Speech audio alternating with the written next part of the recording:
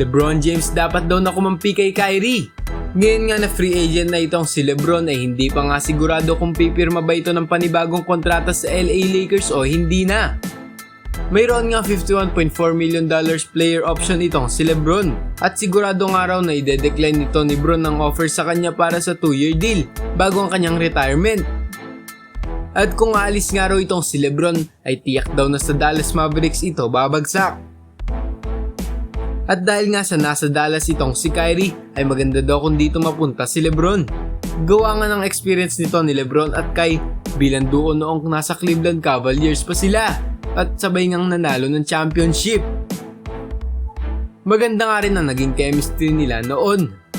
Kaya naman kung pupunta si LeBron sa Dallas ay mahirapan ng iba na bantayan ng tatlong duo na sina Kai, LeBron at Luka Magic. Kung gusto nga raw nito ni LeBron na magkaroon ng malaking chance sa pagkapanalo para sa pang-ikalimang championship ay kumampi na nga raw ito kay Kyrie. Ang problema kasi ng Lakers ngayon ay prone si AD sa injury at ito ang si D'Lo ay mukhang ide-decline pa ang kanyang player option. Kaya naman ay talagang mahirapan itong si LeBron kung hindi siya aalis sa LA Lakers. Pwede ngang gawin ng LA Lakers ay trade itong sina Austin Reeves, Rui Hachimura at ang kanilang 2024 pick. Para nga dito sa mga star players katulad nila Zach LaVine, DeMar DeRozan at Donovan Mitchell. So paano nga ba ang gagawin na trade kung sakali? Ang kailangan ngang gawin ay pipirma lang itong si LeBron ng 3-year deal para sa $163 million. At ang makukuha naman ng LA Lakers dito ay sina Tim Hardaway Jr., Josh Green at si Maxi Kleber.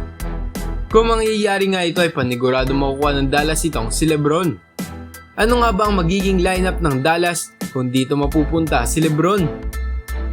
Ang magiging starting lineup nga ng Dallas ay sina Kyrie bilang point guard, Luka bilang shooting guard, LeBron bilang small forward, PJ Washington bilang power forward at si Daniel Gafford bilang sentro.